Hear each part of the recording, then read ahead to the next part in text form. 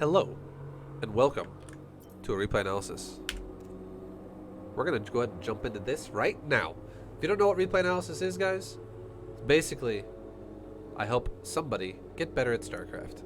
I help them not suck at this game, because they're like, ViBE, what the hell do I do? And I'm like, I don't know. Show me your replay. And they're like, all right. And then what you're about to see is what we do. This is how we do it. This is how it goes. This is how it's done. So let's go ahead and see what Mr. IFAC is doing here. This is a diamond level ZvT. It's on the European server, so according to Europeans, that means this is like top 50 GM on NA. So this is gonna be a high level game, boys. Alright, I'm just kidding. Okay, but yeah, for real, it is ZvT, diamond level for real. And yeah, we'll go and see what's going on here. We're gonna help IFAC get better at StarCraft, one step at a time. Okay.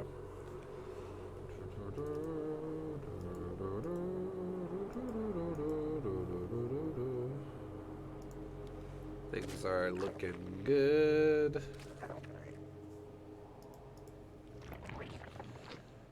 Okay. Went for a 17 hatch, that's totally fine. Going for 18 gas, 17 pool. That's fine as well. Standard opener. Up to this point.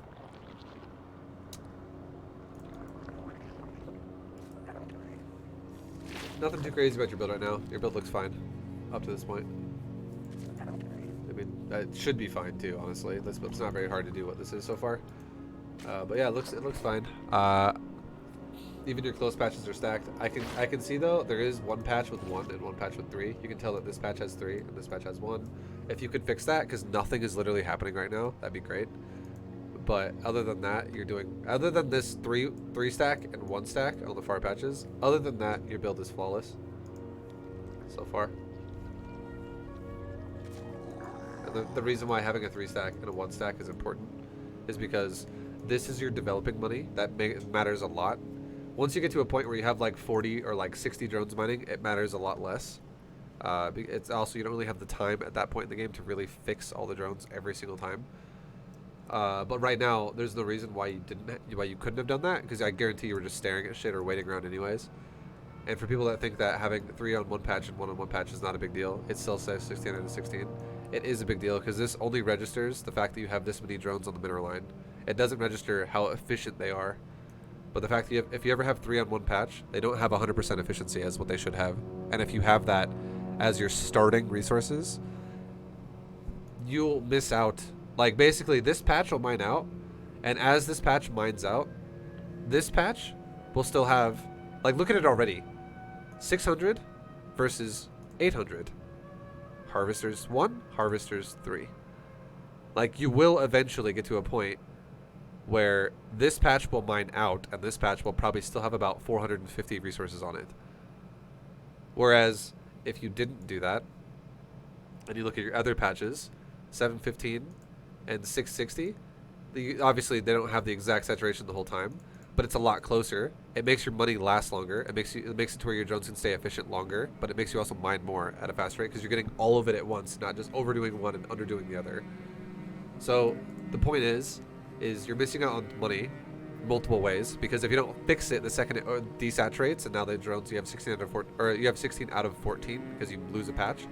If you don't fix that right away, you start losing mining time there too, because you oversaturate other patches that are going to be inefficient. And then yeah, it's just you're missing out on overall minerals the whole time. So yeah, it's just a little bit of a blunder. A little bit of a blunder. And I at this point now too, once you have the drone going to your 3rd, you make lings and shit, you're probably never going to check this again. So I mean, maybe when you take a gas here it might fix because you reorganize some drones again for a moment, but yeah, it's kind of it will never fix itself until this mines out. So it is a big deal. You should definitely fix your main base every game, no matter what race you are, when you have nothing to do, because you easily can do it. And this applies to everybody. And I know I'm being really critical on this, but it's for everybody. It's not just for IFAC. It's for literally everybody, because nobody does this. And it's just because of laziness. It's because of forgetfulness and laziness, and it's like, oh, it's not that big. It's not that big of a deal. It actually is a big deal because it's all game. Swarm forces under attack. Okay. You saw no factory, also no add-on. Also, what did your overlord see exactly? You saw a marine. Like, let's literally break down what you just saw here. Okay, 2 depot. Marine's already done. Look at the barracks. He's not making anything. He's not making anything. He's making something. There's no add-on though. So already, you know what this makes me think? You know what this makes me think? This makes me think he is legitimately, he's probably making a factory in his base. And you know what also this makes me think? If he is making a factory in his base, he probably has no intentions of going really, really fast hellions with it. There might be hellions. There could be hellions. But it doesn't have to be. Because if it is hellions, it's going to be late hellions, and you want to know why that is? If he is making a factory, his barracks is super far away from his factory, and also, if he's going for a reactor, if he is going to eventually go for a reactor, he has to lift it off and land it further away. This is really not great. It wastes more time. But the fact that he's not making a reactor at all right now and he's making a second marine, it probably means he's saving that gas instead of making a reactor, instead going for a really, really fast factory. Like, super quick. He should make the factory first before the reactor anyways, but the point is it just doesn't seem very Hellion-esque. There's inefficiencies involved here that would make Hellions delay. It still could be, though. You gotta know it still could be, but if it is, it's weaker than it should be. Now, he's got a command center here, which is another big aspect here that I'm glad you scouted. Because the fact that he has a command center here almost guarantees that it's a factory now. It could be a second barracks into a factory. It could be like a 2-1-1. It could be that. But what this guarantees, though, is that it is only one other building in his base. It's only one other building. And here's the thing, too. If it was a 2-1-1, that is even more reliant on this needing to have a reactor started already. Because if you do a 2-1-1 and you show up with a lot less Marines than you could have because you kept making Marines 1 at a time rather than 2 at a time, that's horrible. That's really bad. Hellions are a little bit more forgiving if you don't make them out of a reactor as fast. Because if you do, let's say, a Hellion battlecruiser, it's not as reliant on the Hellions having to get damage done because it's not all your damage. Whereas if you go for Marines, that is all your damage. So I would say the chances of this being a barracks in his base, less likely because he's not prioritizing the reactor. Chances of it being a factory are a bit higher, and the reason why is because now that he's not going to prioritize a factory, now that he's not going to prioritize the reactor for the factory as fast as possible, because he's not building it right next to it and he's not building the reactor right away, he's instead making a third unit out of the barracks, which is Reaper, Marine. It means that he might be the kind of player. This is what it probably means. It doesn't have to guarantee this, but again, we're playing odds here. It's what makes sense. It probably means he's going to go for a starport really fast. It probably means that. Or it means he might be the kind of guy who wants to go for a tech lab first on the reactor, or on the factory, which is a lot shorter of a build time. And he might be the kind of guy who opens up with tanks defensively or something like that. And if he does that too, it might also mean, again, that he's the kind of player that, again, goes for a starport. Either way, I feel like this looks starporty already. It's not already started. Guaranteed if there is a starport, there's a factory started. But it feels like this is going to turn into a starport. So I would expect starport out of this guy already. Because the lack of giving a fuck with the reactor here is a pretty big problem for any type of pressure he can do. It's a really fail. And you actually get your Overlord over the cliff. This is huge. Now, if he lifts off this barracks and comes over and kills your Overlord, that is even more reason why it would be a factory into probably a starport. Because there's zero shits given on an add-on to support a factory early. And if there's going to be no Hellions pressuring you, there's no emphasis to make lings here. Like, making the 4 lings for the Reaper is great, but making like a shitload of lings when you have speed it doesn't make sense. So if you make a bunch of lings right now, which you're not, which is good, I disagree with it if you make lings right now. Like the standard safety lings that we talk about. Because if you react to his build, it makes sense that you're not getting pressured. Making drones, I agree with it. It makes sense that you're making drones. I like the backup Overlord. You can totally scout with it. We'll go back to... yeah, we'll just leave it on production, whatever. And look at it. So we haven't seen it, obviously, in the game for IFAC, but look at the production tab. There is a fusion core. He hasn't seen it yet, but what did we just talk about? There is probably a really fast starport, and this guy's opening up battlecruisers. He is also going hellions, and there's probably a reactor here with the factory now, but he did it late because he wanted to hide the build. But if you just pay attention to the fact that if he does go hellions now, it's less effective than it could have been otherwise. It doesn't matter that he's going to go hellions, but what makes the most sense is if he doesn't have a hellion priority, he probably has a starport priority, and hellions will just back up the starport. Now, this is still, if he was going to go starport either way, I'm going to throw it out there and say he should have just made a factory, and he should have made a reactor if he wanted to be as efficient as he possibly could have been. But because he made the factory in fog of war outside of your overlord's range, and he delayed the overlord, here comes the barracks too, right? We even talked about this a second ago. Because he delayed the reactor for so long, his hellion pressure is weaker, and you know what happens when hellion pressure is weaker? It allows you to do what you're doing right now. I disagree with this, though. I disagree with this. But it allows you to make more drones faster, because why are you afraid of pressure if there's no reactor? You know what I mean? Like, this just makes this pressure fall apart. This cannot do shit to you now because he delayed it because he's like, I'm going to kill your scout. And that indirectly told you his pressure is now weak. That's what that tells you. You have to be able to realize this. This is why I want you guys... I'm not talking about IFAC here. I'm talking about something we discussed earlier in my stream today. Which is, I want you guys to not follow a build order every single game. I want you to be able to look at your opponent and think about it and go, what makes sense here? And if you can actually start doing that, you can deviate from the build a little bit sometimes here and there. And like, all I would want you to do is make a little bit more drones before you make lings. Just make more drones. You could honestly almost even skip the drone phase with the fact that you're making a roach one right now. Because he skipped the hellion harass phase by delaying it so long. He was trying to hide it instead. So if you react in a way that makes sense, you can drone around it, and suddenly when his harass does come over, it puts him into a harder spot because he's way further behind than he should be. Because he's still going hellions, he's just doing it delayed. Because he's trying to fool you. That's all he's doing. It's what his whole goal is he's trying to be awkward and make you not realize what's going on. But all the reasons we just described for the reactor being late means that his harass is not threatening at all anymore. It's like weak harass at this point. And then furthermore, the barracks with 2 Marines flies across the map. And what does this tell you again? What does this tell you again? He didn't fly away. So here's how you should look at this, okay? This is how you should look at this. What is this too? That's an engineering bay. Okay, that's fine. But here's how you should think about this. Okay, get ready. If you pay attention to time, how much time went by since he made the last Marine here? I would say when he made that last Marine, he didn't lift off the barracks right away, and he didn't fly at you right away, because it's been like a minute. It's been about a minute since that Marine popped out. So if you think about it like this, okay? Think about this now. Just think about it with me for a second.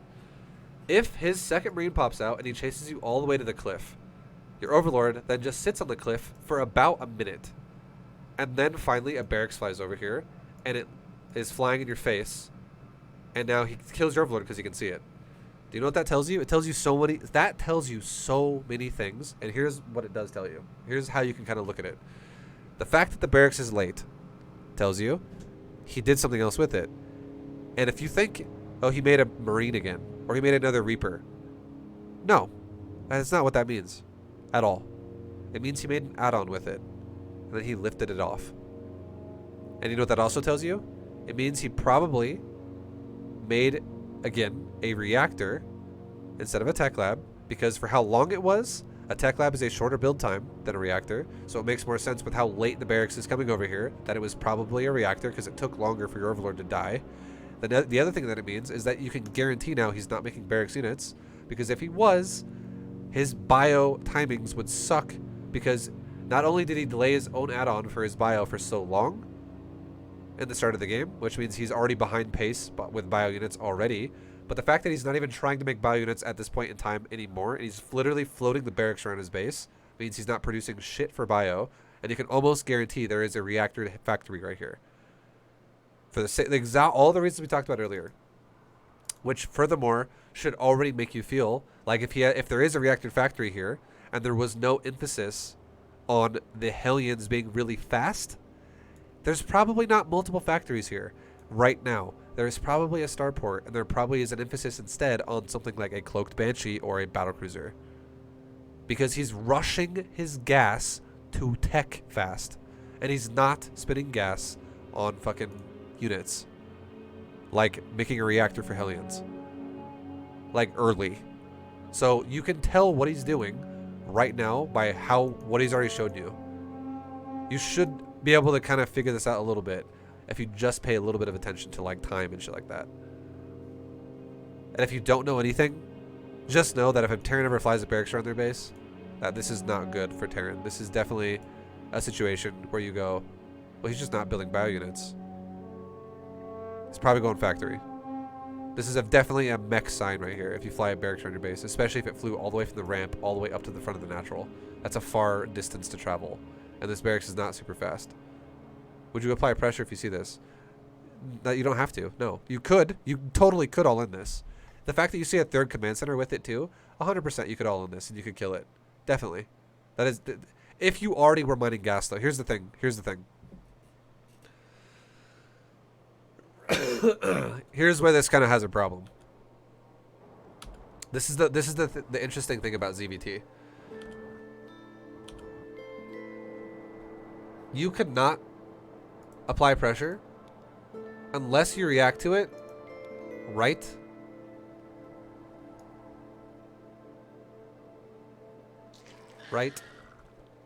now. If you saw that second Marine start in the barracks right now, and then you immediately went back to your base and you went like this, all right, fuck it, we'll go back to 3 out of 3 now, you could all in him then. Yes, you could, because you're reacting at a fast enough pace.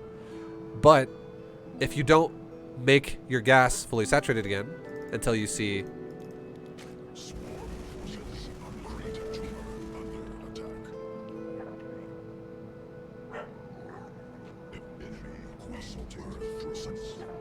this, no, you can't do it anymore. You've already missed your window.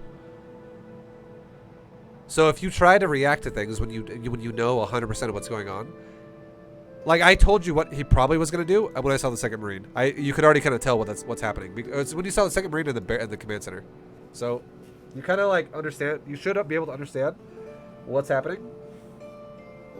I think the first scout I had though was a bit advanced. Like seeing the second Marine in the command center, knowing everything that's probably going to happen, like the fact that it's probably going to be a starport now, that is a bit advanced. We did go through it and explain it, but again, that is a little advanced for like the logic there. But now you should be able to really confirm it because you see so many indicators that it's like, yeah, okay, no, this probably is most likely a starport. It makes sense that it would be. But at this point now, if now you switch gears and you go, all right, now I'm going to all in him. What's going to happen is you're going to show up and you're going to die. You're gonna get across the map way after the window of opportunity that you had. You're gonna miss it basically, no matter what at this point, because you waited so long to initiate the all-in that you're gonna die. You have to kind of like predict the all-in versus Terran before they show you everything. So if you don't know how to read a Terran really well, it's gonna be a coin flip when you all-in somebody then, so be it, right? But at this point, I would never tell anyone, oh yeah, go ahead and all-in him now, because it's not gonna work.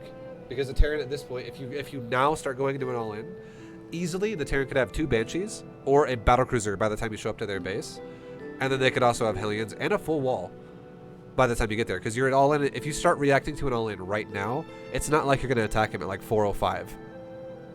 You should already be killing him right now if you were all-inning him. Like you should be here now with an army. But if you react in a way now where you start getting ready to all-in him, you're not going to be at his base until like 5:30. Because you haven't even started making units yet. And you haven't even started walking across the map yet. And you don't even have all your tech yet. This is good for macro. So would I all in if I was watching this game, the IFAC play this game, would I tell him to all in him now, the Terran player? No, I would not tell IFAC to go all in the Terran now. I would never tell him that. I'd be like, okay, you should probably be expecting a starport. You should probably make some safety roaches and make drones. And like make some more queens to prepare for whatever the fuck it is out of the starport, and maybe also scout with this to try and confirm it. That's what you should do. Swarm forces under So the Overlord dies. It's fine. You saw third command center, which is really nice. It tells you that this is going to definitely be a harass into macro. And what's great with harass into macro? A battlecruiser. This most likely seems like a battlecruiser build now. It's not guaranteed, but it really seems like it. So this Overlord definitely needs to scout a little faster than it did, just to give you a confirmation on it, but it really seems like it. And let's get your larva. Larva seems okay-ish, kinda. swarm forces under attack.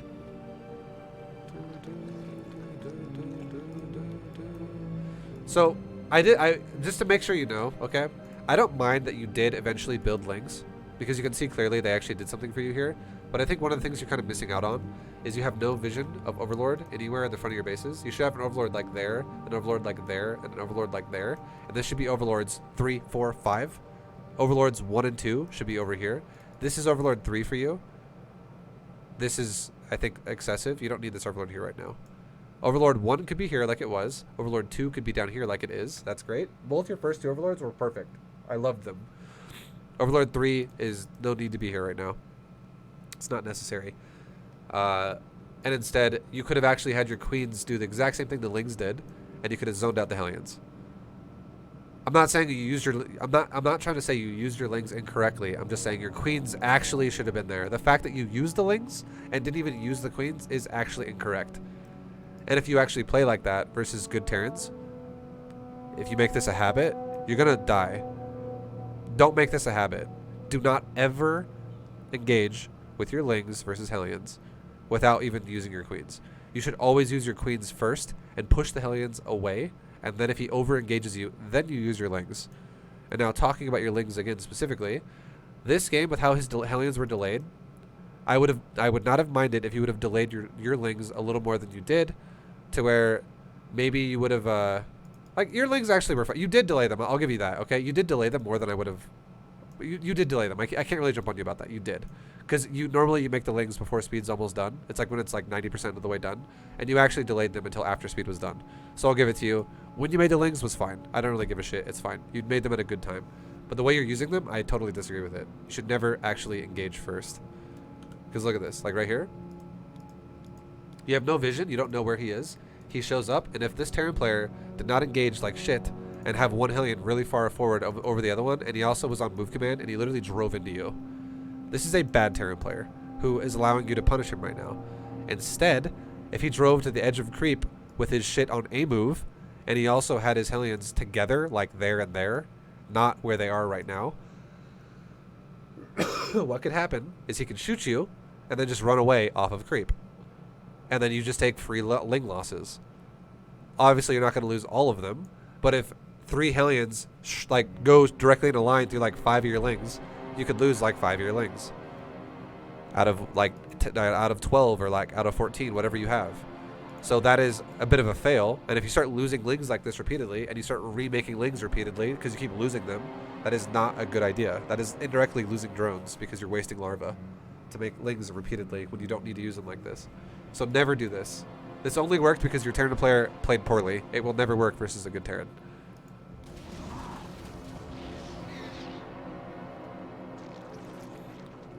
That's I really want you to have overlords in front of your base, because you should also, the fact you don't see anything is also a huge problem. I don't know why so many overlords are going all the way across the map right now. Here's another thing too. I'm gonna pause it. You have 5 overlords across the map right now. 5 overlords. 1 has already died. Then you have 2, 3, 4, 5 overlords, all approaching his base. If you move overlords all to his base like this, especially when he's going starport and you know that, you should have known this before. But if you didn't know it until right now, well, now you do. The fact that you have now confirmed it's a starport, you should turn the fuck around right now. Because all that's going to happen is you're going to lose a shitload of overlords for no reason. Like, why are they here? They don't need to be here. You already know what he's doing. And now that there's a starport active in play here, you need to get your overlords kind of like not at his, all of them at his base. Like, your overlords are going to just repeatedly die. You have a 6th one on the way as well. I don't know if you rallied your overlords all the way to his base or what. I'm not sure what's going on with your overlords. Like, this is awful. You're going to lose literally 6 overlords early on in the game. That is such a waste if this guy actually just kills them. Like, if this guy made a Viking before, if he made a Viking as he made a fusion core, which I'm just going to throw this out there and say, you 100% can do that, and it does not delay the battlecruiser. It doesn't. Because what you can do is you can make the barracks, make a reactor for the factory, and then it makes a tech lab for the starport. The starport makes a Viking while you're making a fusion core, and then you lift off the starport and land it on the tech lab, and then you can immediately make a battlecruiser as the fusion core is done. And you lose no time. You just add a Viking into the build. And if this guy had a Viking, this is 6 free Overlord kills that he would get if he would have just like found all of them or right around his base. This is YOLO. Too much Overlords in his base.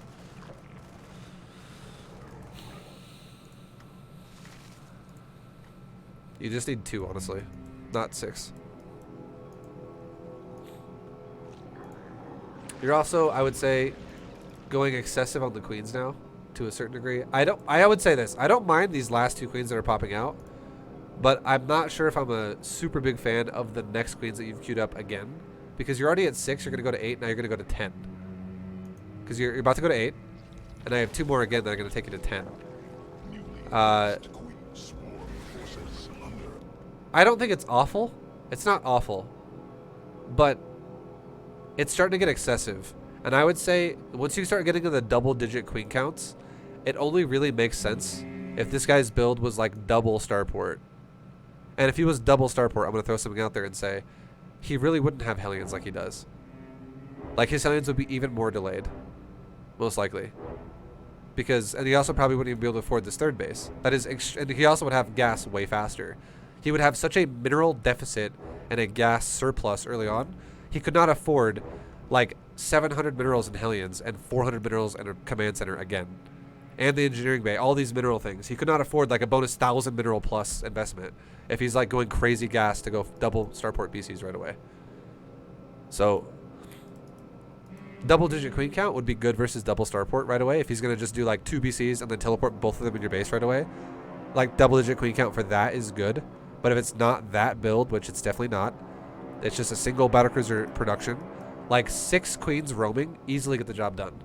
Easily. And that would be 9 queens in total, because it'd be 3 injecting hatcheries and then 6 roaming. And then those 6 roaming could eventually go become injectors too over time with future bases or macro hatches or whatever. So you're going to a realm of a crazy queen count. It's not too crazy yet, but if you, again, 10 is like, it's like 1 more than 9. It's not the end of the world. It's not that crazy yet. But the concept is you're going kind of high here. You could have honestly gotten away with this with like 7 queens as well against a BC Hellion opener. Like, you could have done that too. It's not, a BC is not that scary. If you just fight near a spore crawler, a BC can't do shit, is my point I'm trying to make here. And if you keep making queens again beyond this, you're putting yourself into this like heavy queen aspect that is, it's going to slow the rest of your build down. So it's going to become worse and worse and worse the more you invest.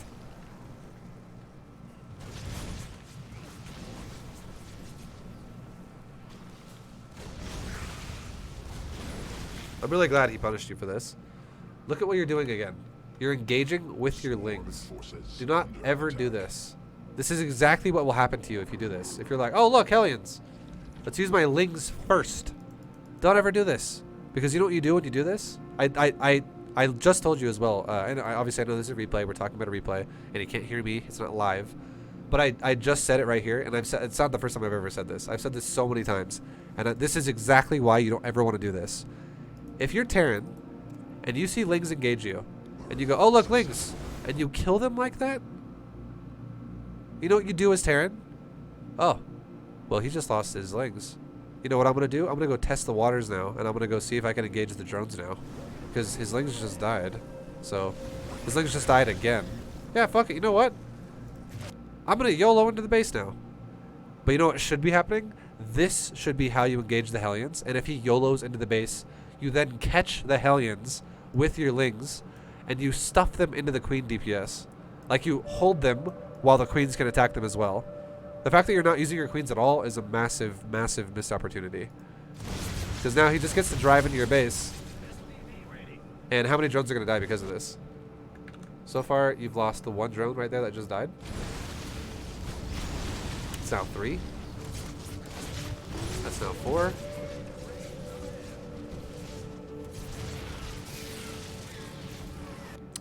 Not the best micro by Terran, not gonna lie. He kind of like stuffed them. Your queens just kind of got in his way, and he kind of just drove into the queens repeatedly. So you lost 4 drones, and you also lost mining time. I would say that that was fortunate for you, but the point I'm trying to make here is that never even needs to happen in the first place. You shouldn't always be resorting to running your drones in a circle around your hatchery, trying to not die, because he should die trying to run into your base like that. That is how you want to play it. You don't want to engage with your lings, lose them all, and then let them run to your base. Because let's look at your production tab really fast. Did you just make a bunch of units because you're worried a bunch of drones are going to die? No, you actually didn't. You just didn't spend your larva at all. That's also a problem. So you were. I feel like that might have been a moment where you were like hesitant to like figure out what you should be doing. And I'm going to throw it out there and say, with the fact that you have 5 roaches, and if you kept those lings alive, you definitely should have made drones. You definitely should have made drones. But, yeah, I mean, clean up the fact that you engage with lings, don't do that anymore, and then spin your drones faster. And suddenly, everything's going to be a lot smoother. For sure. What do you actually spend your larva on? You have so much larva. This is really bad. This is super, super, super, super, super bad. I hate this. This is awful. You're not injecting, you're not, generating larva anymore at this point. You're also not injecting on your main base or your third. Your larva is starting to take a big nosedive. This has been up this number for a while. Newly birthed drones under attack. And you're not going to spend any more while you deal with the BC probably. You spent a couple. You're still maxed. You're not maxed on that hatchery. You're still maxed on this hatchery. So 2 of your 3 hatcheries are still maxed the whole time. You're falling apart at this point in the game, like hard. And I feel like it's because you probably just don't have a good indicator as to like what is capable here. And I'm going to throw it out there and just say this. The fact that you saw that right there, this building right here. Everything leading up to the fact that you saw the 3rd command center, you should have had an idea that it was going to be starport for all the reasons we already talked about. Which tells you, okay, I need some queens. And at that point, you didn't have 10. At that point, you had like probably 4 or 5. So still making queens was a great idea. That was good. It's also not bad to make a few extra queens to go to like at least 7 when you're going for a speedling expand. That's always pretty standard. That's pretty normal. It's pretty fine. However,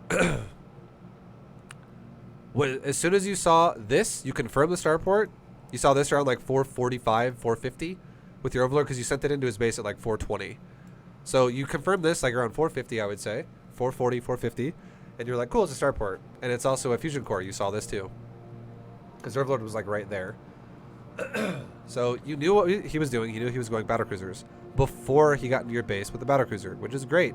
That's awesome. But your Overlord over here confirmed there was a 4th command center at like 4 minutes. Literally like at 4 minutes you saw this 3rd command center. What this tells you is that he is not going to all-in you. He is just going to harass you. So you can make roughly like 6 roaches. Just like 6 roaches. That's it. That's it. Also, by the way, chat, it's not my birthday. I don't know who the fuck is saying that again, but it's not my birthday, guys. May 9 is my birthday. If you made like 6 roaches. 6 roaches. Okay, that's it. That's all you need. That's all you need. 6 roaches. And you could easily kill, with those lings you already made, if you didn't throw them away, and if you made like 6 roaches, you could easily kill any fucking harassment that could attack you at this point in time. Easily. Not even close. It's not even like a question mark of like, well, I could die. No, you can't. It's so fucking easy. Super easy. Not even hard.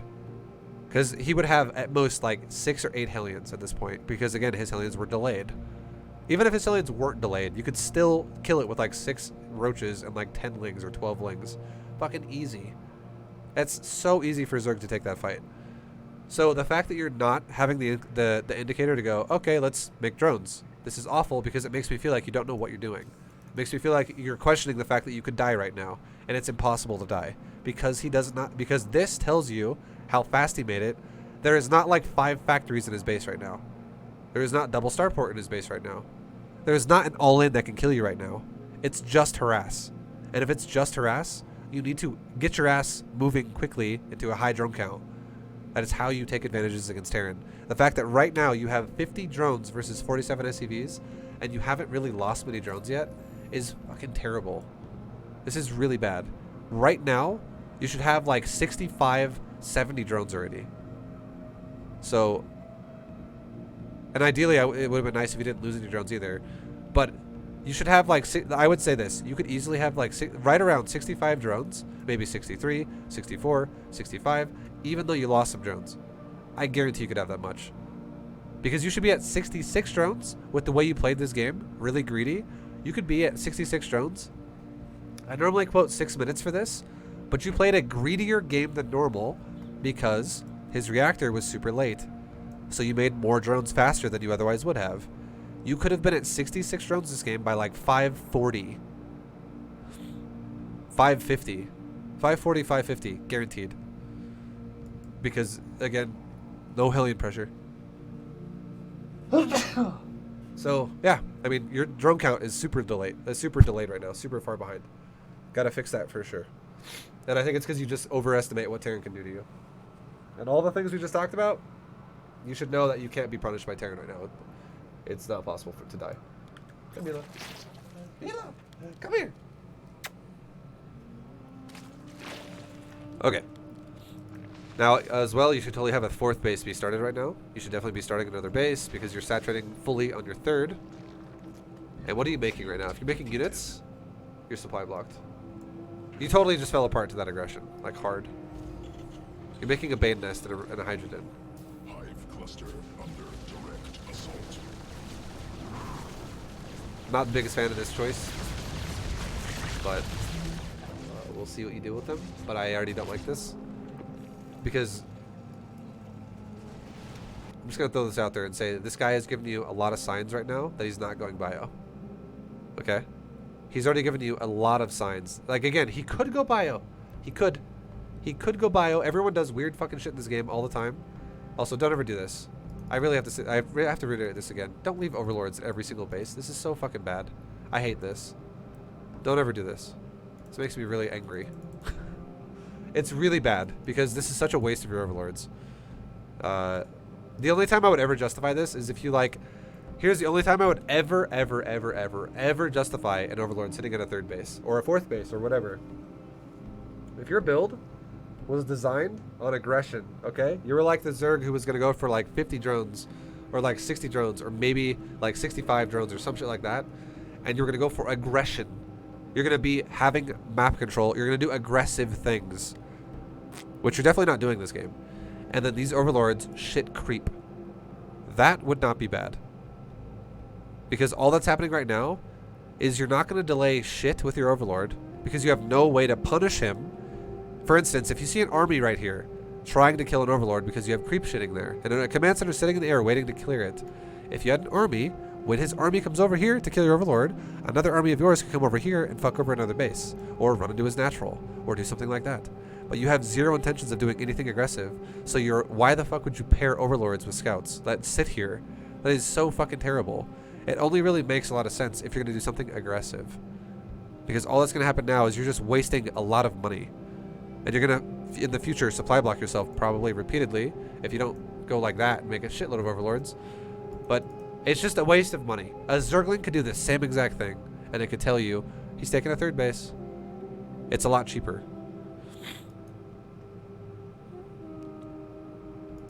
Swarm forces under attack. Enemy assaulting drones. Swarm forces under attack. Okay, you're definitely falling apart right now. Roaches aren't even helping.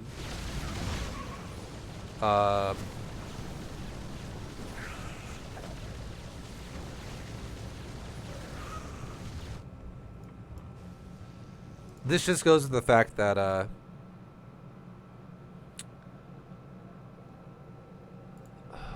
would say this is the best way to say this. You have a lot of queens still, okay? You have a lot of queens. You also have spores at your bases.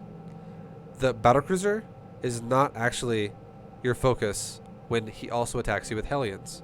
And every single Terran that's going to battlecruiser harass you is going to always pair it with hellions.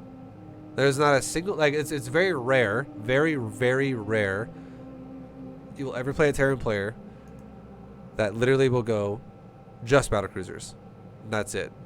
And that will be, again, that would go back to the first thing we talked about, which would probably be really fast gas, no third base, really quick double starport, things like that would be like someone who goes pure BCs, where they cut all these fucking corners with their minerals to get faster gas for BCs.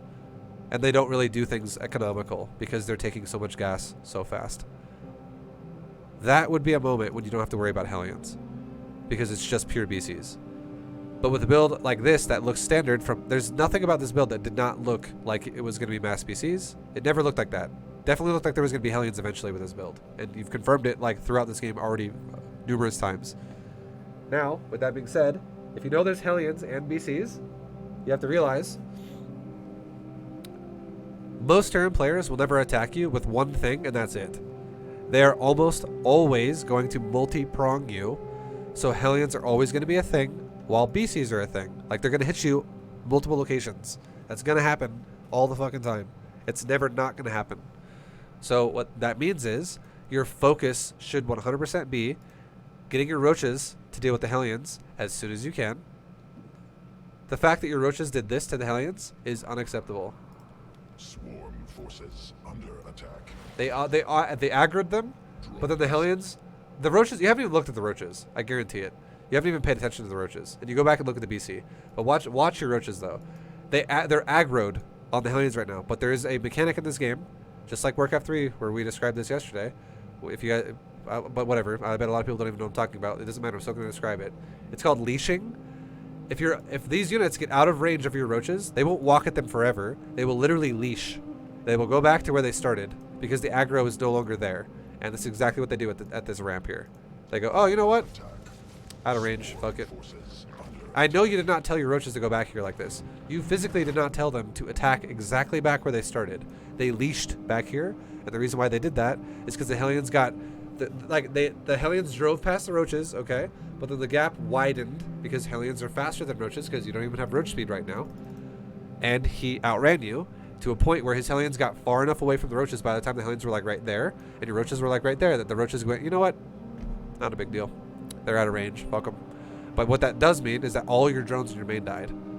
So what you should have done is you should have focused your roaches on the hellions because it's really what you don't give a shit. Here's the thing. Here's the crazy thing about this. You do not give a shit if hellions can beat roaches. You also do not give a shit if queens can beat a battlecruiser. What you do give a shit about is if your drones are dying. Drones actually die way faster to hellions than they do to a battlecruiser. And you easily have enough to win both fights anyways right now. You have enough queens to shut down a BC, and you have enough roaches to shut down a few hellions. Easy. Easy. Easily have enough. So your focus should have been focus fire the hellions. Like, maybe not focus fire, but just go to where they are. Like, kill the hellions. Like, go there. Don't let them just run by you. Make sure you're always up their ass and like trying to kill them. And then once that happens and you know the hellions are gonna die, then you can micro your queens if you want to. But I guarantee if I look at your camera right now, you're looking at the queen fight. Right after you look at that overseer. You're looking at the queen fight the whole time. And you're probably... Okay, well now you're looking at this. And you don't send the roaches anyways. You never... Like, I don't know what you're looking at right now. What are you doing right now? Is my question. You've been... Like, how long did you look at this? This is literally just panicking is what that is. Sorry, I'll calm down. I don't want it to sound like I'm angry. I'm not angry. I'm just passionate, boys. But look at this. My nose is also running like crazy right now. It's fucking annoying. 721, you look at this base. What do you actually do right now? I'm on your camera, I'm on your unit selection. If you select something. You selected the queens. You're telling the queens to go up here, is what you're doing, I think. You just made your larva, which I like. You now just told the roaches to go up here. This has been in your base for 9 seconds. And you have now, like that, you've noticed. This has been in your base actually for like 15 to 20 seconds. But it's been in your base for 9 seconds that you've noticed. And you just now finally told the roaches to go up here. Which means you've told your queens that had to kill a BC here first and then run here after. And your roaches have been sitting here the whole time. Watch what happens to your ramp now. Your queens actually block your roaches because queens are slow as fuck. Like, these hellions have had the most ridiculous uptime. But look at these hellions. This hellion, 3 kills. This hellion, 10 kills. This hellion, 2 kills. He has killed 15 fucking drones here right now. 15 drones have died just to the hellions. And then his battlecruiser didn't even die. It got out with 2 kills itself. That is awful. That kind of shit needs to not happen. You need to be kind of like expecting that to be a thing. So using your roaches needs to happen instead. You have to use your roaches. You have to. That is important. How many drones died over here? Like, let's literally look at this. So the BC teleports, or it doesn't even teleport, it just comes here. It's still here in your base. So this is not the attack we're talking about. This is the attack we're talking about right here. How many, like, you're focused on it. You told your queens to go over here. How many drones actually die here? You could have aim moved this, and it would have been fine. 1 drone dies. One drone died. Now you don't even transfuse the queen either, and I think you were looking here too. Like, there's just no micro at all going on. And you do have, I do like that you have control groups separate for this, so you could easily micro it, but you're not microing anything. I think you're panicking right now. But 1 drone died, and your 1 queen died, and then the BC died. Like, that was literally, you could have been AFK and done the same exact thing. You could have A-moved it, and then not paid attention to it the whole time. And this, killing this BC is why your drones got fucked here. Because you just completely ignored this for the longest time. You have to expect this, and you have to realize, you have to be able to look at a fight and go, you know what, I'm going to win that. And if you have like 7 queens versus 1 BC, especially if you're going to fight right next to a spore crawler, you can A-move that and look at something else, and you're fine. Like, the second this fight engaged, okay, you know what your eyes should have been doing? The second you attack this BC, because he's using it, you should have immediately been like this. Look at the minimap.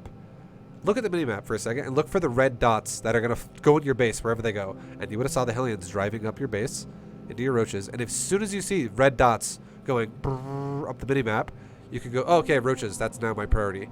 Roaches, go kill those hellions. He drives past your hellions, or he drives his hellions past your roaches, and you just go kill the fucking hellions. You just got to learn what priorities are, and you'll have such more success. You have like no priority right now. Your build is like, your unit control is just random, I feel like, at this point. And now at this point, you're at 8 fucking minutes. You're at about to be 8 minutes, and your drone count sucks big fat poo. It's awful. You are so far behind right now. Your Terran opponent is not even pacing very fast himself, but you are so far behind what you should be pacing at.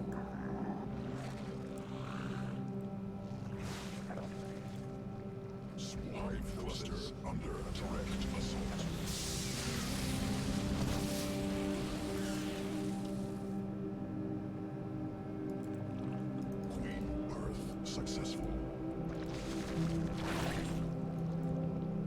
Newly birthed. You're going Roach Hydra. Expended.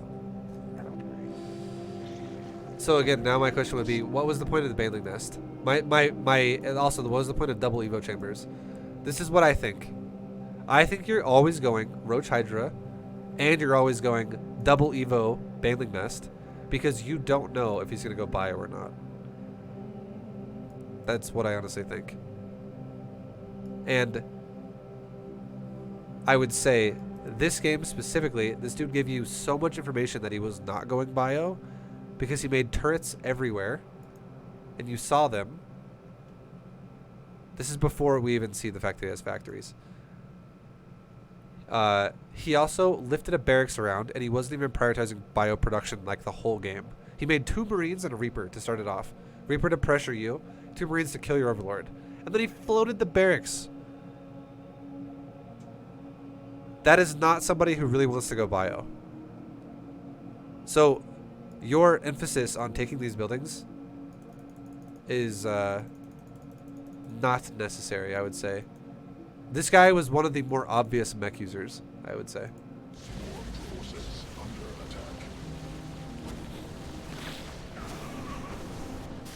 You're doing it again.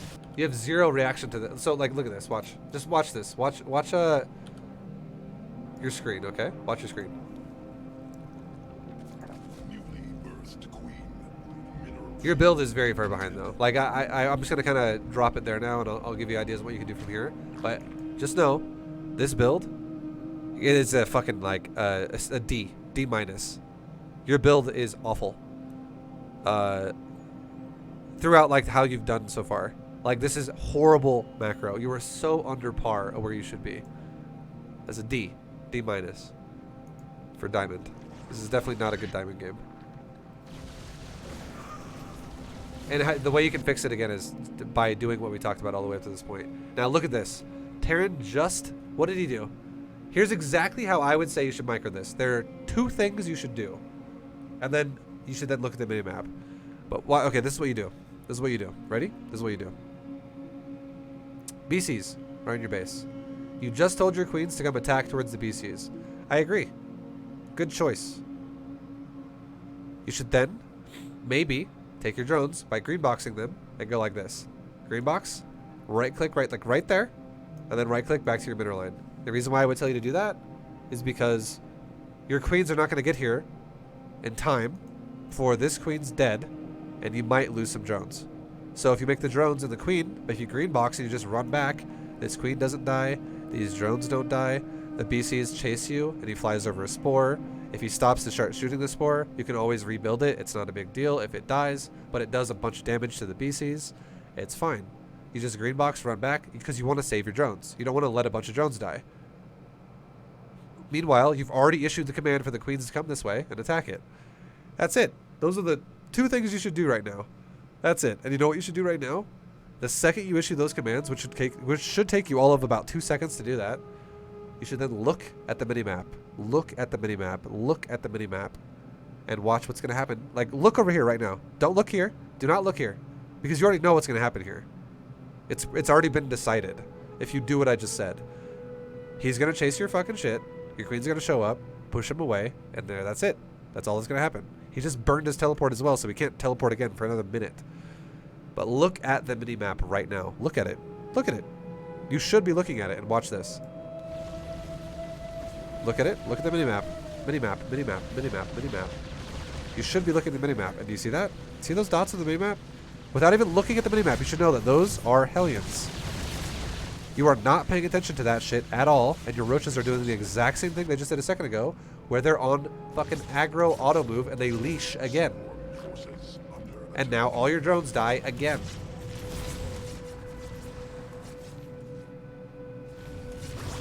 This one wasn't as bad because he didn't even micro the Hellbats. Thank God. For you. But you need to be able to kind of understand how the Terran is going to play against you. And he's always going to multi-prong you. So these Hellions should be your focus. Who fucking cares about the BCs? If you just pulled your drones back, like I said, and moved them forward, you would have lost no drones. Now let's go back and watch the drone thing and watch how many drones actually die because you don't move them at all. If you green box, don't you pull the queen away too? Yeah, that's the point. How many queens are here right now?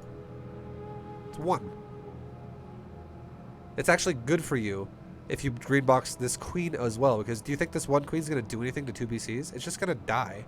It's like having like one guy stand there with his arms out against like a fucking semi-truck, and he's like, I got it, guys, and he just gets run over. Like, well, you put a little ding in like the bumper just slightly, but no, you didn't really accomplish much right there. I'm sorry. That's what will happen if 2 BCs fly over a queen. So, not a great idea for the queen to sit here either.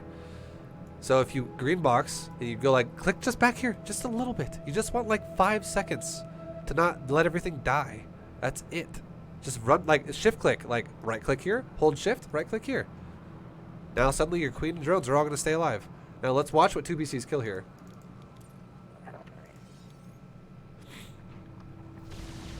They killed 1 drone so far. They killed the queen. They're actually killing the spore. 2 drones died. 4 drones died?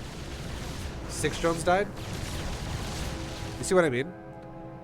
Like, the Spore is going to die either way. It should probably going to die. That Spore is unsavable. But that's a queen and 6 drones that didn't have to die for the simple process of going like this. Click, click. That's it. That's it. That is literally it. It's just understanding what to do. It's not hard to do that. It's not hard to go green box, click, click. That takes like a second.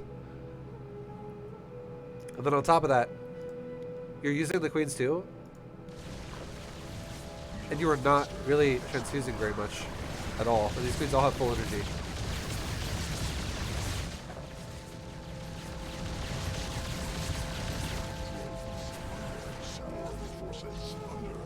Now, again, I know I'm being pretty critical here. On Mr. IFAC, and he loves it. He likes it when I'm critical because I'm trying to give him advice here. But here's my point. This is my point I'm trying to make. Okay, I'm trying to justify common sense about what makes you.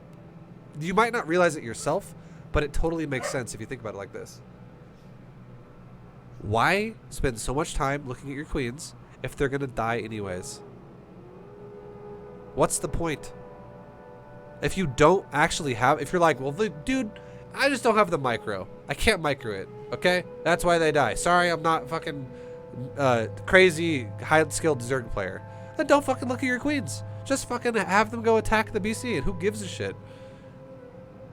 Because at this point, at almost 10 minutes, if you're still working with queens to defend yourself, there's a bigger problem for you right there. That is a bigger problem than letting a couple queens die. What's funny is that he's still way ahead. It's because this Terran player fucking blows. This Terran player sucks. Sorry, Kumiho. This is a shitty game for both of you. Like, you're both pacing horribly. It's a fact. Guys, I'm trying to help you get better at this game, okay? And don't ever break StarCraft down in a way where you go, I'm ahead of my opponent. It means I'm playing good. No. That's the most fucking flawed logic I've ever heard. Because your opponent is not actually the indicator of if you're playing well or not. What's actually the indicator of if you're playing well or not is the clock. Nothing has really happened that much this game other than due to like negligence of just letting fucking hellions run into your base and kill drones for no reason. That never had to happen. But the fact that you have the both of you have 100-ish supply at about 10 minutes in the game is fucking fail. That is, you could both be close to max right now. Zerg guaranteed could be maxed already, and Terran could be close. Terran could be like 170, not fucking 117. And again, this is also not like, I'm not telling you as well, like that's what Maro could do. No, that's just fucking macro. That is just macro. This dude has 64 SCVs at 945. And you haven't even killed a single one yet. You've killed one, sorry. You killed a scouting SCV. That is fucking horrible. That is so slow on making workers. So, again, the point is you just need to understand what you're doing. Just have like an idea. This is the exact concept as well when people ask me the question of, ViBE, how do you increase your APM? If you just know what to do, which, again, I'm glad that he's doing replay analysis. And again, I'm not trying to make this sound like I'm being angry or... people always say I sound like I'm mad. I'm just fucking passionate about telling someone what the fuck to do. But I'm also being blunt. I'm not going to be like, well done. Good job. Yeah, so far in this game, you've only lost 33 drones. And you're only 125 supply at 944. This is good. No, it's fucking sewage. It's like a shit sewer. It's fucking awful. Okay? I'm not going to pat you on the back because you could definitely do this way better. This is like 10 guys taking a shit in a box and they just shake it around and then they open it up and they go, this is IFAC's current ZvT against mech.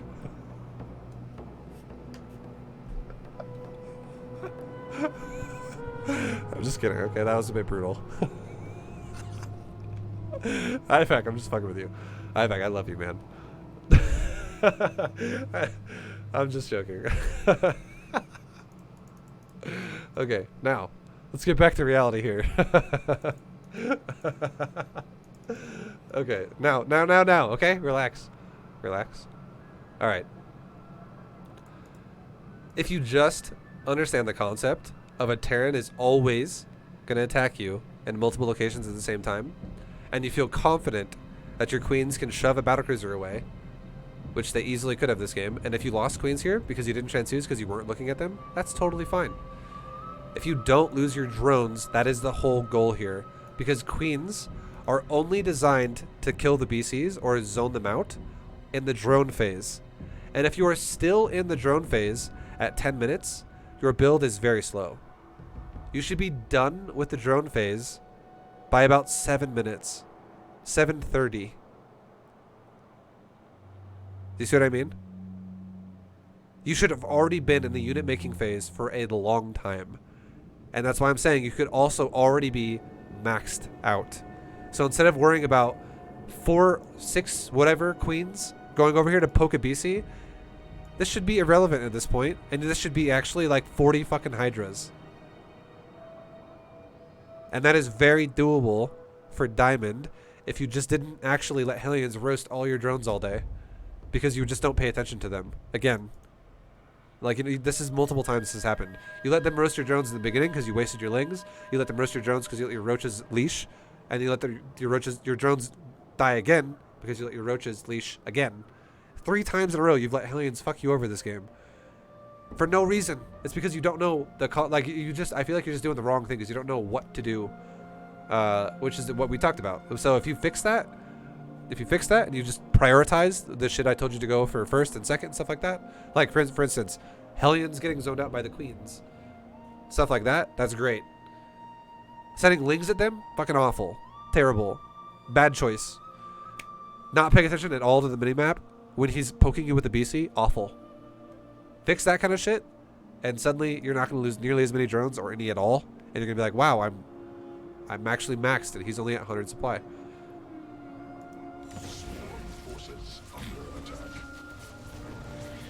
Because here's the thing, here's the craziest thing of all. I am not actually telling you to micro. I'm not telling you, okay, I'm going to need you to like go ahead and split your drones up. Okay, I'm going to go ahead and need you to surround Hellions. Okay, I'm going to need you to stutter step your queens. I don't give a shit about any of that. That is actually not what I'm telling you to do. And you could, here's the thing though, you could do all of these things and it would make you an even better player. But you don't have to do anything micro-wise because you're already not microing anyways. You're barely microing anything. What you need to do though is you need to just really need to understand priorities of what you should do with your units. So it's not micro, it's just what does what. Queen go there, done. Not queen stutter step back and forth, transfuse, go back, pull the queen back that's getting focus fired. No, I'm not telling you to do that. I'm just telling you to use the right unit at the right time. That, like, and just go there. Go to the area that's going to get attacked at the right time and look at it. Like, look at the minimap and go, roaches, deal with that. A move it. Oh, he ran past me. A move up there. That's it. That's all I want you to do. And suddenly your game is like 10 times better.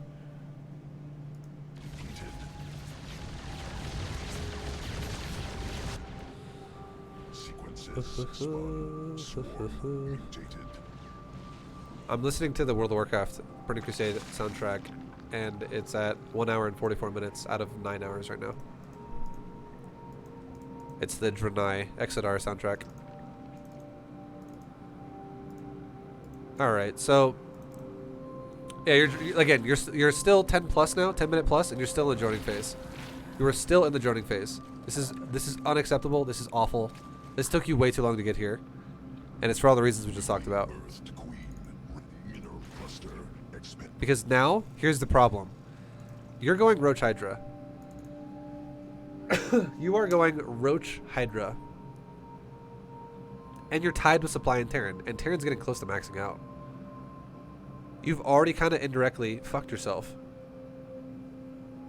Roach Hydra performs horribly if the supply looks like this.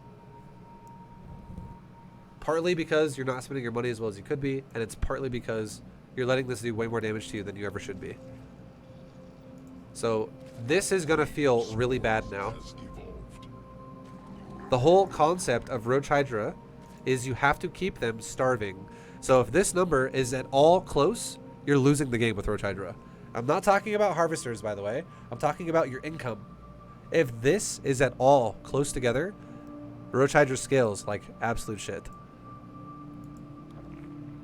This is not what you want it to look like. And if you're ever losing this number, you're losing the game hardcore with Roach Hydra. You want this number up here. For Roach Hydra to make sense, you would want you to be at like 31 and 12. Like 3,100 minerals, 12, 1,300 gas, whatever. That's not a bad number. But the fact that he also has 2,900 minerals and 1,300 gas is really bad. You would want the Terran to have something like 2,000 minerals and like 900 gas. Or something like, you would want to have a substantial lead, and the bigger the lead gets, the better Roach Hydra is. Because you can take sloppy trades, which is what's going to happen now, and you can still be ahead overall because you starve his ass out so that you can keep remaxing and he can't replace what dies because he's too broke to do it. If you can't accomplish that, Roach Hydra is going to feel like shit. And the reason why you're not going to be able to accomplish it is because you're already at a point now where he's established. He's established. He's established. He's establishing. This is where you should attack right now. But he's already established on 4 bases. And guess what? That's exactly what you're established on. This is terrible for Zerg. This is a bad execution of Roach Hydra because your opponent is rich on better units than what you're making. He has battlecruiser, tank, Thor versus Roach Hydra. That is a good as fuck situation for Terran. That is not good for Zerg. When you take this fight, you know what's going to happen? You guys are very close. You're actually you're very slightly losing the game right now. But unless you catch this guy unsieged and like he's also move commanding his army, unless that happens, the next time you guys take a fight, you, Zerg, are probably going to have 9,000 resources lost, and the Terran's going to have like 5,000. It's going to go massively in favor of Terran.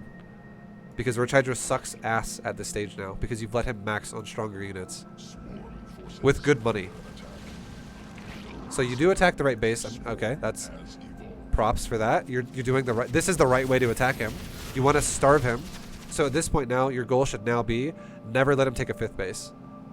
Just try your best to never let him take a 5th. Try to make that happen. Because if you can do that, you have a chance. So the fact that you killed the 5th is a good job. That was great. That was intelligent. But now you got to be really careful about where you move your army. You don't want to fight his army, as you know. You don't want to just. You want to definitely kill his base if you can, but you also don't want to let him just sit there forever. BCs teleport in your base. You kill BCs, and he actually uses this as a momentum swing in his favor to set up a timing. I would honestly say, with Viper, if you get a couple of blind, because you made them. I don't know why everyone in Diamond League is obsessed with Vipers, but since you made them, we'll talk about them. If you have blinding clouds here in this fight, you could take this fight and do okay. Let's watch and see how you use Vipers. I fucking hate that everyone uses Vipers on Diamond, man. It literally agitates me because everyone does it, and it's always fail. It's always fail. Every time. Let's see what you do.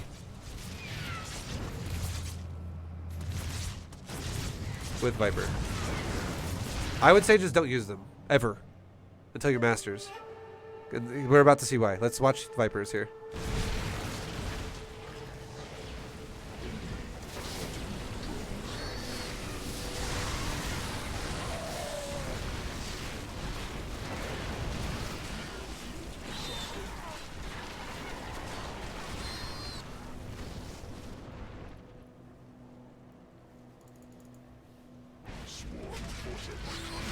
You saw how close this fight was? This fight was super close. And if you just made Roach Hydra repeatedly as fast as you could over and over and over, and just kept injecting your bases as fast as possible, like make sure you kept using your larva, you would have actually killed this army with just Roach Hydra. Those Vipers wasted about 1,000 of your gas, and they literally did nothing. I saw zero, like you couldn't even cast spells because they were just sitting there doing this. Hive cluster under direct assault. Don't make Vipers in Diamond League. Swarm forces under attack. Yo, Mila! Hey! Under attack. Jesus, she always barks so much that window. I should just close the blinds again.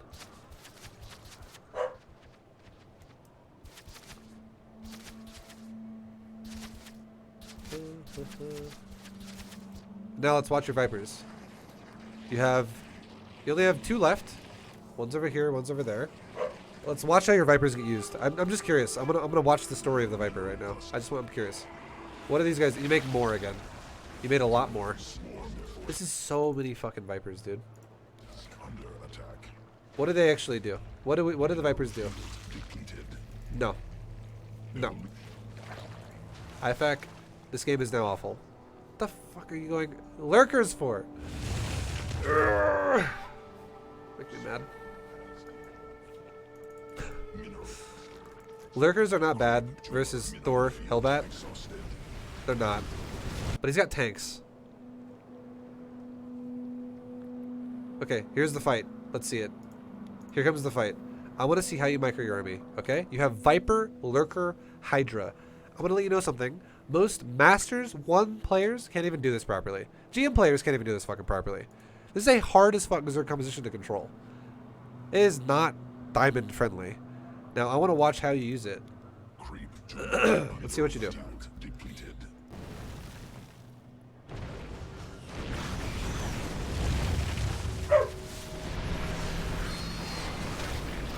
Okay, so you engaged the army. You lost a bunch of Hydra, or you lost some Hydras. Your Lurkers sieged in the back. Your Hydras went forward and started dying into tanks and shit. And then your Vipers then come forward after you back up with your Hydras. Now your Vipers are spam abducting a bunch of tanks. And then you kill those tanks because they got abducted in a Lurker range. That was better than I expected for Diamond League. But you know what I'm seeing here, though? Look at your money. Look at your larva. Mila! I know. Hey! Stop. You're not spending shit. Doing nothing.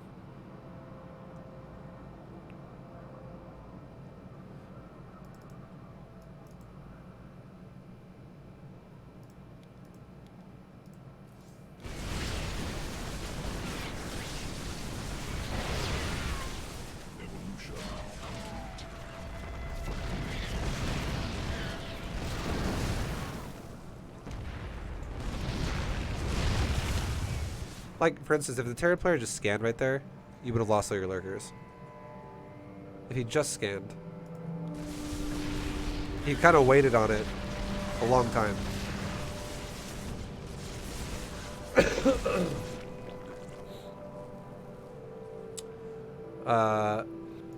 I wish I would just tell this guy not to use Vipers. I have said that. I have. Don't fucking use Vipers and Diamond. I am not saying this is a good situation for Zerg. And if you listen to what I just said, and you think I just said that was a good situation for Zerg, I just want to like slap you. And I wish I could open up your scalp and like squeeze your brain, slap it, because it's not working.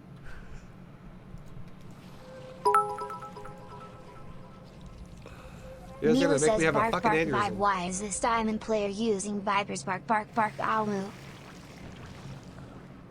Thank you, Strophium. Yeah, the fact that you're going Lurker, Hydra, Viper, man. Don't do this. This is such a hard composition to use, and you are not using it properly at all.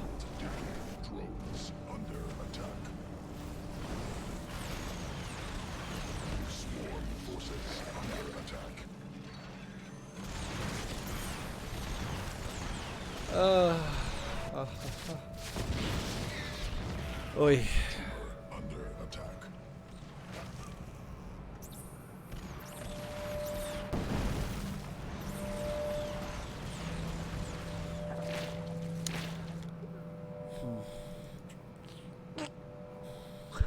This Terran player's not really doing. His Terran player's making so many fucking mistakes as well. It's really making me mad.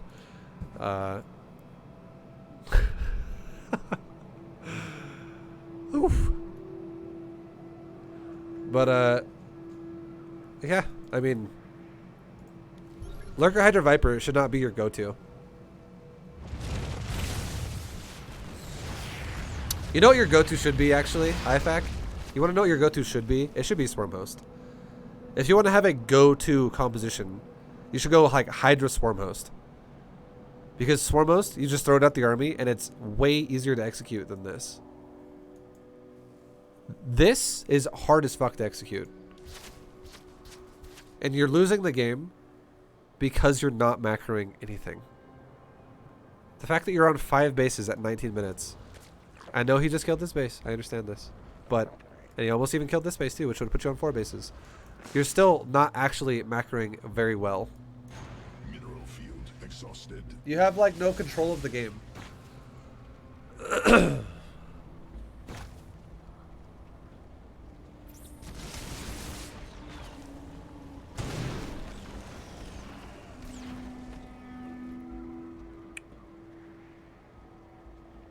Yeah, let's see how this gets microed.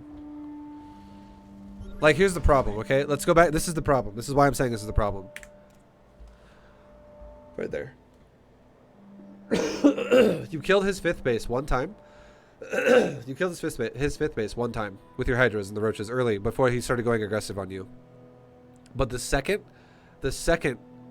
you got attacked by 2 BCs, which allowed him to push you, you have not been on the offense once this whole game. You are going to be on defense the entire time until you die, and the reason why is because this army is extremely technical. This army is extremely fucking technical, and it's going to keep you on defense all game because you cannot handle it right now. I know we've talked about this before, and I'm pretty sure I've told you not to do this before as well. Like, Lurker Hydra Viper is not even an army that players in GM can handle. This is a extremely technical fucking army. This is hard. Like, if I was doing Lurker Hydra Viper against Terran, I would even have a hard time microing this perfectly. And execute it very well. Guy. You were brutal. The guy yesterday, you tore his asshole. Like That's the right. 2 girls, 1... Retention Samurai, I'm gonna tear this one too. People gotta fucking learn. That's why they're getting it from me though, because I'm not gonna just sugarcoat it. Like, I'm gonna tell you how to fucking improve. And stop fucking going Lurker Hydra Viper at Diamond Lake. That's the worst thing you could be doing. Thank you, Retention Samurai, for the bits. So your opponent just ran into a bunch of lurkers. My question to this guy would be,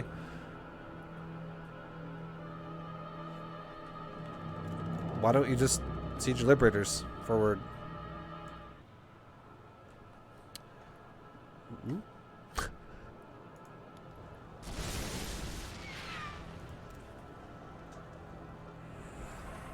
ViBE, so what compositions then? I fucking said it already. Just go like Swarm Host Hydra.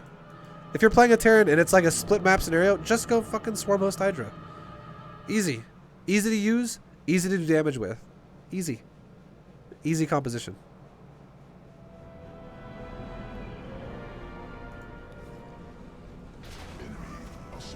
And it would give you more time to take more of the map and starve your Terran opponent. What's happening right now is the Zerg army is so technical that Zerg is getting starved out instead, because Zerg takes forever to expand. 20 minutes and we're on 5 bases. This is really bad. Zerg right now at 20 minutes should be containing the Terran on like 2 bases or 3 bases, and Zerg should have like 9 bases right now. Not 5. And Ari for when you have time. Much love and thanks, ViBE.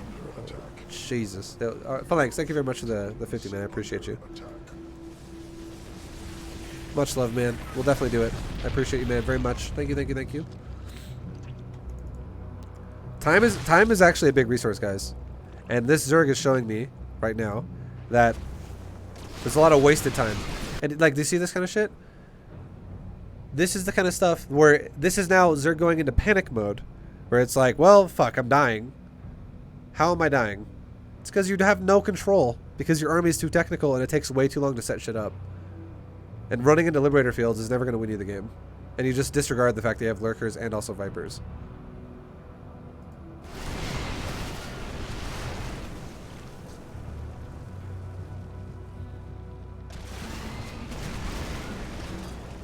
That was a horrible trade for Zerg. That was a horrible trade. That was a horrible trade. So Zerg is trading a little bit more inefficiently than Terran so far in this game. But again, this isn't the whole story.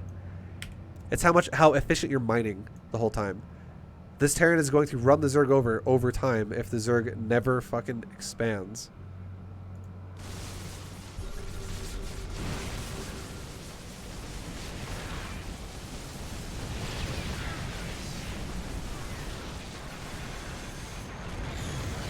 Now we got some abducts coming over here. Some of the, you know, like right there, you could be like, dude, ViBE, I just broke that. I killed his last couple Thors. I abducted his liberators. Got him, dude. What do you mean I can't handle this composition? I would say this. Number one, why the fuck does the Terran keep pushing when he has no army? If his army was literally just like 6 liberators and 2 red Thors, why the fuck would he push that? This guy crazy? Don't he just back up? What the hell's wrong with that guy? He already did the damage he wanted to do, which is kill the base. Why the fuck would he like just suicide those units? Makes no sense because he has no units to back them up. But look at the Terran as well. You guys are both doing the same shit. You're going Lurker Hydra Viper. He's going Liberator Sieges all over the place. Neither one of you is macroing at all. You're both trying to play like GM level compositions. Terran player doesn't need to be going Mass Liberator either. But because he's trying to micro his Liberators constantly and shit like that, he's not even doing it the best either. And he has no fucking macro. The whole point is to just kill bases and starve you. Exact same thing for you. That is how StarCraft games are played. You starve your opponents. That's how you are supposed to win games. Not trying to do flashy fights repeatedly and have no map control. So, you guys are both kind of missing the beat on what is important right now as to how you are supposed to approach the game. Just starve them out. Kill expansions. Starve them, starve them, starve them. Forces under attack. And now let's look at this. You actually have an opportunity right now. You have an opportunity right now to either expand again, because you just lost everything, or to attempt to counter pressure, because you kind of need to with an army like this, because it's very technical, and this army is not designed to be on defense the entire time. Now, will you do that, or will you sit there? And I honestly think you're going to sit there, because this is Diamond League, and this is not, we're not watching a Sero game here. We're watching a Diamond League game. So I think going for Lurker Hydra Viper is a mistake, because it's hard as fuck to continuously always set up correctly. Let's see what happens. You kill a couple of hellions. 23 idle drones. Yeah, there are 23 idle drones. Yes. These are things that happen as well because the army is way too technical. So the Terran runs on move command a bunch of cyclones into you, which is wonderful. And now you're attacking him. Now my question would be, for instance, where the fuck are your Vipers? They're way over here. And again, I think shit like this is going to happen to you because this is Diamond League. This army is very difficult to utilize properly. You are attacking him though, which at this point in time, I think you should, because you have control of the game right now, because you've just killed his army. But if this Terran player wasn't awful at macroing, you wouldn't have as much control as you do. This guy's putting up like no fight at all, because he's not building anything. And then when you do shit like this is not how you're supposed to play Lurker Hydra Viper. Just running your Lurkers into Fog of War blindly and burrowing once you start getting into the middle of damage. If there were like 7 tanks back here instead of 1, you would lose all your Lurkers right now. Mineral field exhausted. Swarm forces under attack.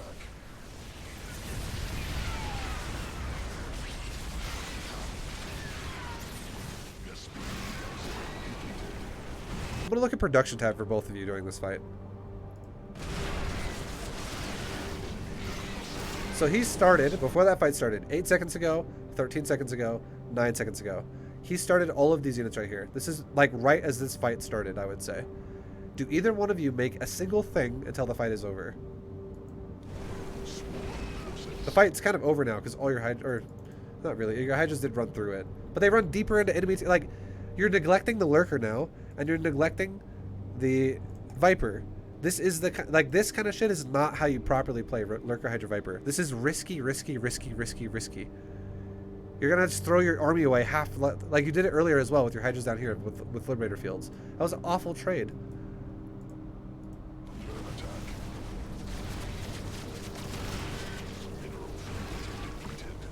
And the Hydras, I'm glad they died because they should die.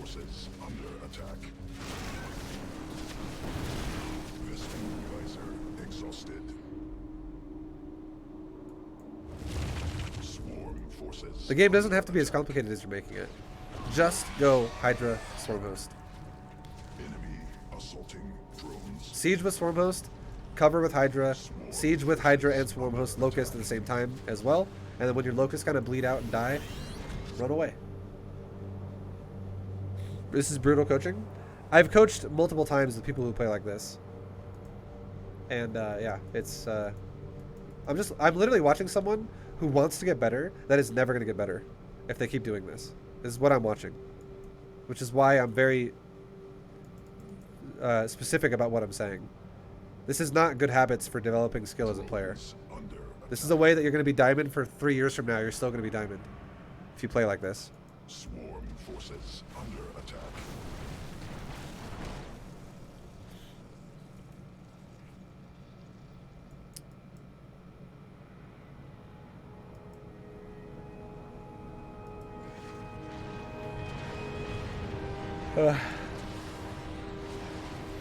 Queen Earth successful. Enemy assaulting drones. All right. And now, again, when you had map control a second ago and you pushed, you killed one base here. He lifted it off. Like, you killed what was here, and he made him, what did he lift off? Because the command center came from right there back to here again. You've actually killed no bases. Let's just say that. After your whole attack is said and done, you threw away all of your Hydras. You threw away a couple Lurker. I don't know if any of your, I don't think any of your Viper died. You still have 4, or no, 1 did die. You have 3 now. You had 4 a second ago. Now you only have 3. So you lost a Viper. You might have lost a couple Lurker, and you lost all of your Hydra. And what did that net you? You killed nothing, really. All of his bases that you initiated those fights with are still there. And now you've receded back to defense with the same army, and now your Terran opponent's maxed. And let's look at income. And you also didn't really expand anymore either. You still are, you took this base. I'll say that you did take this base. But, and you also did take this base. You did take one base that's now active and one base that's just sitting there so far. But look at the income right now. You are losing the game because your pacing is slow as fuck, because your army is way too technical.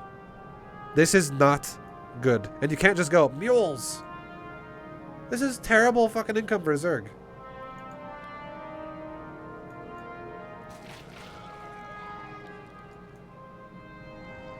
Drones under attack.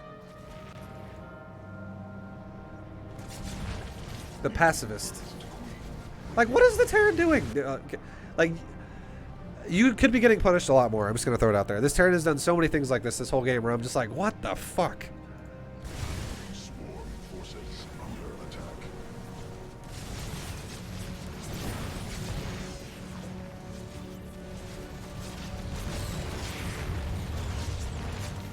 Vespene Geyser. Enemy assaulting drones. Tumor under attack.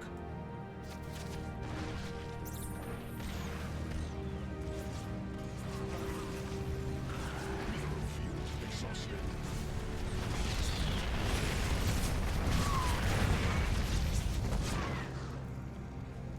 Look at the income. So even though I think that was a fucking horribly failed attack by Terran, he's still doing overall the right idea more than you are, which is this. That's it. That's all he's doing. He's just starving you. And I don't think he's doing the amazing job of it, but he's doing a better job of it than you are to him. Because when you play a war of attrition game where it's split map versus mech, and that is what it is. It's a war of attrition. It's about economy. It's about who can retain more longer. Because with how much shit he throws away too, I was going to say, I don't think he's going to be super far ahead in this regard. Because this guy likes to throw away units like crazy. He really does. Like, what the fuck was that a second ago again? It's just like, cool, let's run some more Cyclones and Hellions into death again. He keeps doing that. It makes no sense. It's awful. But it's because he's trying to play Battle Mech and also go Liberator heavy at Diamond League 2, which is kind of like not really Diamond level. So your resources lost are very similar, but your resources income is definitely not the same. He's definitely winning the fight against you on this because unlike you, he has base, base, base, base, base, base, base. He's not mining from this one really, but he's able to really transfer his workers around at will. StarCraft, the contest of who can screw themselves the least. It really is. This is just... Thank you, Fruit Seller, for the bits, by the way. This is just, again, too technical. You're wasting so much time. Like you burr right here. Let's see how you do this. Let's see what you do right now. I'm going to tell you one thing right now. You're already making a massive mistake in the fact that you literally never use one unit. You have not once this whole game used an Overseer, and you have not once ever scouted ahead of the fucking fight. Ever.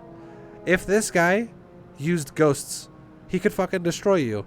If you ever accidentally run your units into Fog of War into like 10 fucking Thors right now, half your Vipers would just die. Like, you literally have no scouting. If he EMP'd you, you could be like, ah, oh, well, shit. Well, now I'm out of energy. And then how do you stop a Terran who pushes you when you have no Viper energy? If you go Viper Hydra Lurker, and he just scans you and leapfrogs your face. You just engage him and die, or you back up and you recede the ground that he's taking. One of those is going to happen.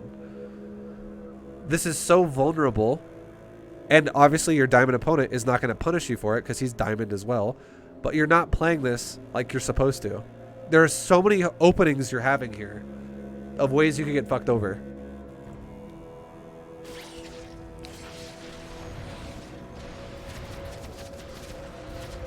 I'm like, for instance, why did the Terran player not just run away with those Vipers?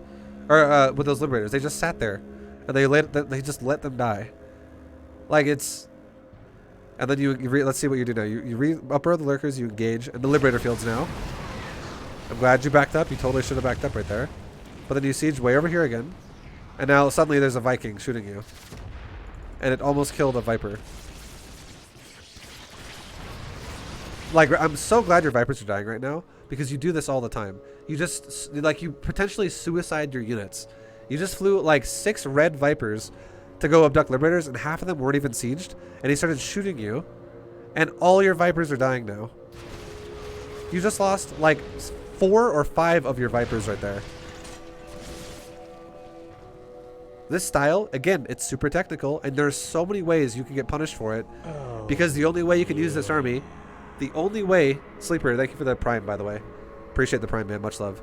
The only way you actually use this army effectively is you do proper timings. And here's what this means. You don't overexpose your Hydras. Your Hydras cover the Viper. Your Vipers cover the Lurker. Everything covers everything, which means you should be able to simultaneously use multiple control groups about engaging, how you engage. And you know how you're going to engage at the right place. Like, you know how to position yourself correctly because you have scouts. You see where he is before you engage. If he has a bunch of Thors here, I obviously don't want to engage. I do not want to engage a bunch of Thors with a concave unless I'm going to use like a blinding cloud. Instead, what I want to do is I want to engage the other side. So if Thors are over here, because I know that, I can engage over here with like Hydras over here, and Vipers can abduct over the wall because I know it's going to work. If his Thors are over here, I can do that over here with Abduct. If his Thors are stacked up and there's not a lot of Liberator, or maybe let's say there's 1 or 2 Liberator, I can engage with all of my units at the same time, and as I engage, I can Blinding Cloud, burrow my Lurkers within range of the Thor, have the Hydras get into a nice concave, and then abduct with my Viper on whatever 1 or 2 Liberators there are to get them out of the siege zone.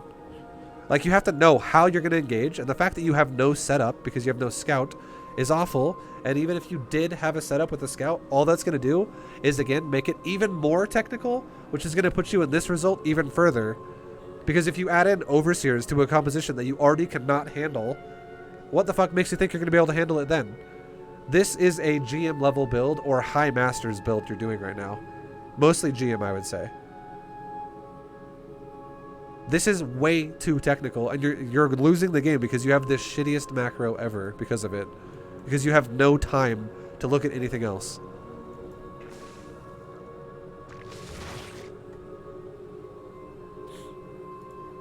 The fact that the Terran player has the entire side of the map, you've already lost the game, because here's why. In a war of attrition, if the Terran player owns his sole side of the map, and he owns the middle map base, and he owns the other middle map base, this is supposed to be your base, by the way. If you guys were to do a diagonal line straight down the center of the map here, just a big diagonal line, like you like cut the map in half essentially, this is your base right now. The fact that he owns this base now means that you will always no longer have this money, and this is now his. This means that you can never recover this. So if let's just say each base represented 10 minerals, okay? Or a number of 10, just to make this example easy. If you're both supposed to be 50-50, because you both have 5 bases, and you're both supposed to be 10, 10, 10, 10, 10 to 50. So 50-50. With him having this base now, this means that it's now 60-40. It's never gonna, it's now, you have to minus off of yours what this could have been, and add it on to him. So it's not just worth 10 anymore, it's worth double what it is, because it takes it away from you. So it's now a 60-40 split in this situation, because you're letting him take your base. And the reason why it's happening is because your army never fucking moves, because it's so technical and you don't do anything. Because you feel overwhelmed already by just trying to micro these units. So this is going to fuck you every time you play like this against mech.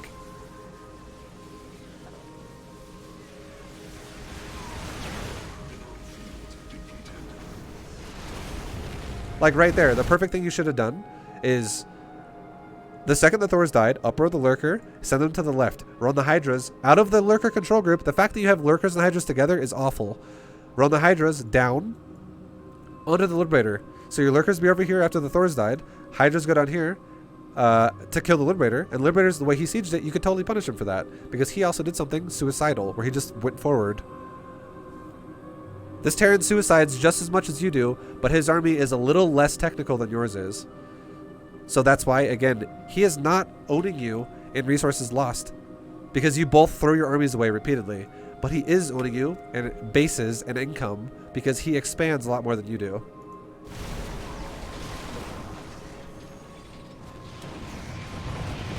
And again, your reaction to him making you feel overwhelmed is you just run into fog of war into his base. If he ever has tanks here, you're gonna die. And when you play against Terrans, if you were to actually get out of Diamond League somehow with this build, playing against people because they make mistakes like this, it's not because you're playing better, it's because your opponents are making so many mistakes. If you play anyone ever who uses siege tanks, this has been your reaction to how he plays like 4 times now. You just run into fog and hope for the best. Terrans who use tanks are going to punish you for that like crazy, and you're never going to win. Ever. Ever. You're never going to win.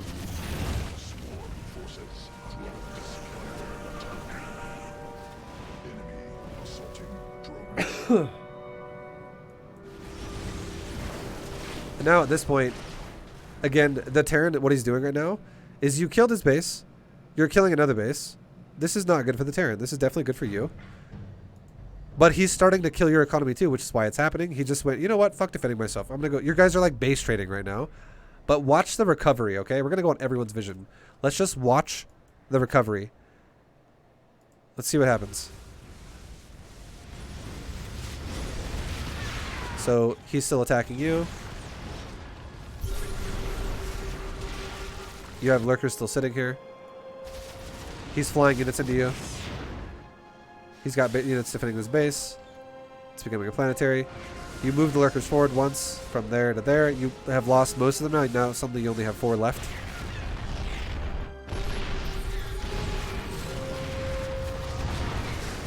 Does he repair this? No. Like, the game is just becoming sloppy as fuck for both of you. And look, now he's finally learning a little bit, and he's making tanks. More tanks.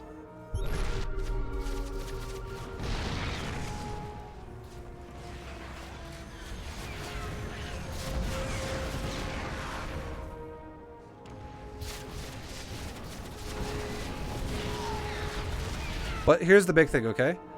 I want to look at something for you really fast. And the time that you've been attacking him, you have not expanded 1 time.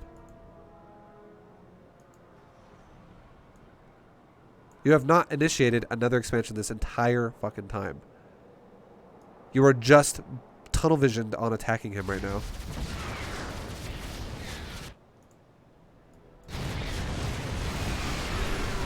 Now all your Hydras are dead.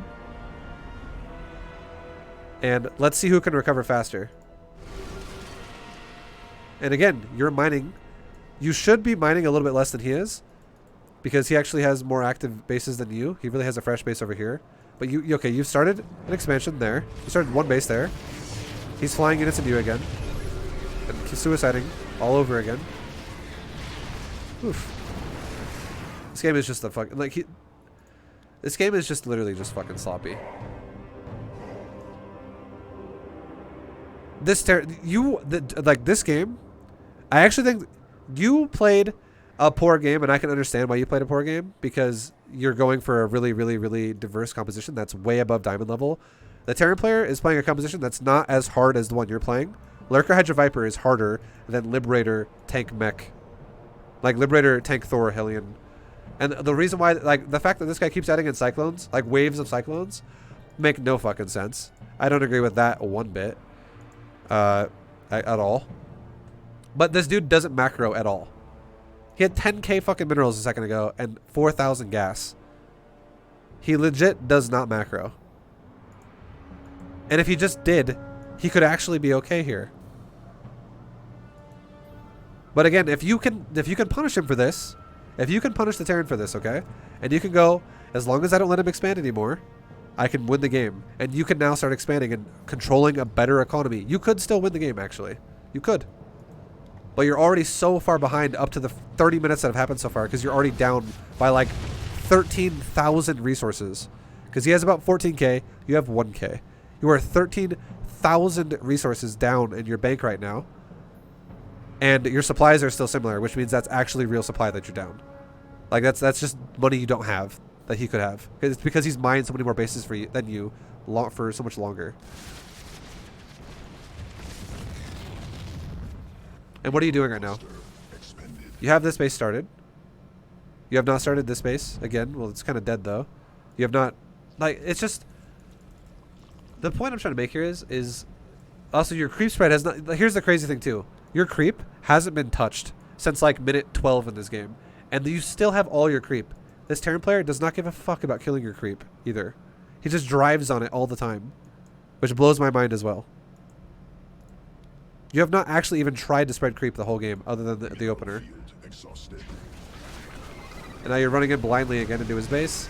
That was YOLO as fuck because you don't know what's there. That was just fortunate again. Moves like that are really bad. It only works versus players who are bad. It will not work. If I did this shit at GM, I would lose every game.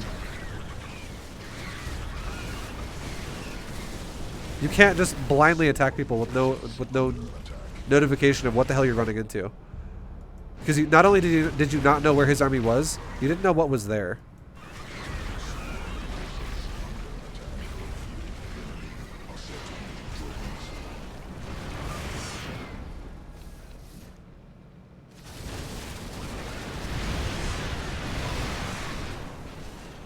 And now at this point, you have no bank and you have no bases. So you're very dead because these were your only bases that had mining going on and they both just died. The Terran player now has map control and he totally should be expanding again. He has 10,000 minerals. He could definitely afford to throw some command centers down. But he has no intention of doing so. You are both playing like a diverse composition of all-ins. He did a little bit of a better job than you in the macro stages of the game, but neither one of you is macroing for shit. You're both playing these hard compositions. And you're dead because you have no money.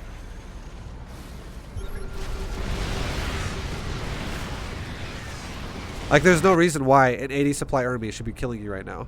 Of just pure tank. Like, you could definitely, there's a lot of options you could have here. Swarm Host, again, would be great. If you had Swarm Host Hydra, you could deal with this composition.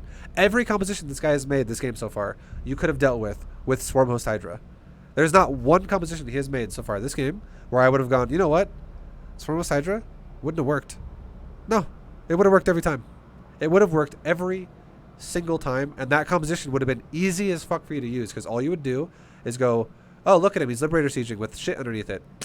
Locust, just go kill some shit. And if he ever goes for that moment where he's like, fucking locust. Ah! He just like goes forward and just like runs his army into into death again. How he did like 4 times this game. That's when your hydras go, hey, they just like kill shit as he like walks into you. Cool. He's not sieged. He's just running into me. This is nice.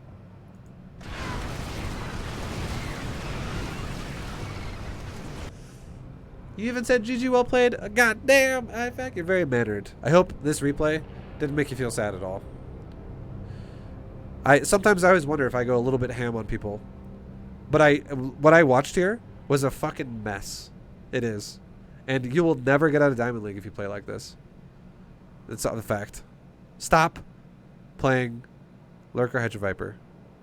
Stop it. Stop. Stop. It's not because if you ever take a fight and you go, wow, I won that fight, do not think that means you're winning the game. It means that your opponent probably plays shitty. And that's not actually what's winning you the game. It's about controlling the map. And you did not do that at all this game, really. Stop playing Lurker, Hydra, Viper in Diamond League. Your macro sucked so bad this game.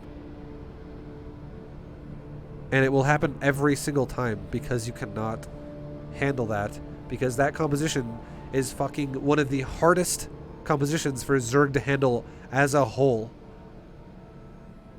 If there was a difficulty number for Lurker, Viper, Hydra, that composition is a 9 out of 10. There is only one composition that Zerg can make that is literally harder than Lurker, Hydra, Viper, and that is add infestors to it.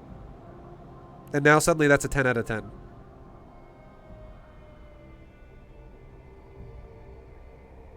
You are playing one of the hardest fucking things to play at Diamond League. You are making this game way harder than it has to be. Don't fucking play like this. Unless you never want to get out of Diamond League. Because the only way you can play like this and actually win with it is if you understand how to control the map with good mechanics and good macro and good expansions and denying expansions and control of that stat right there. You control that stat. Income. You make his shittier than yours. You never controlled that like at all. There was one moment for like 10 seconds this game when you actually did it, when he was counterattacking you and you went to kill his 5th base, and that was it. That's the only time you did it the whole game. Every other point in this game, and the reason why that made sense is because you knew there was no way you could get punished for it. Because why? Let me explain this last final point and then we'll move on. And this will be the end of the replay analysis. Why did it make sense when you moved your army over to his base to kill this base and then you backed off? Why did that make sense? It made sense because he just pushed you and lost an army, which meant he had no army, and then you walked over here and scouted a base and you killed it with an overlord or whatever it was. That made sense. Every other time you attacked his base made no sense because you kept walking in the middle of fog of war without knowing where his shit is or how much shit he has. You always kept running through his base as a result of losing control of the fight and going, fuck it, let's just go kill some expansions. Yeah. That is not good gameplay. That is like, basically, have you ever seen the episode where Jerry gets cloned many times in Rick and Morty? And then now he's like a worm. And every time Jerry gets into a fight, his strategy is to go like this. Ooh, ooh. Ooh. He just turns around and makes that noise. Ooh, ooh, ooh. That's what your strat was. You did the Jerry. You just did the Jerry. Like, every time. Stop doing the Jerry. You'll have a lot more success. Alright. That's going to wrap it up. That wraps it up. This replay analysis. I hope it helps you. Thanks for watching, guys. Until the next one. Until next time. Good luck, IFAC. I hope it does help you, man. And lots of things to work on this game. Just understand what takes a priority and don't make it overcomplicated. This is the definition of going, what's 2 + 2? And you have like this fucking mathematician fucking Einstein equation on how to figure that out when it could have just been 2 + 2. Doesn't have to be super complicated. Don't try to do the hardest composition in like one of the hardest things to do in the game in Diamond League. Okay, this is rough. But thanks for watching, guys. I will see you in the next one. Hope you all learned something from it. But yeah, go check out more videos if you're interested. And thanks for watching. See you next time, guys. Peace. Bye.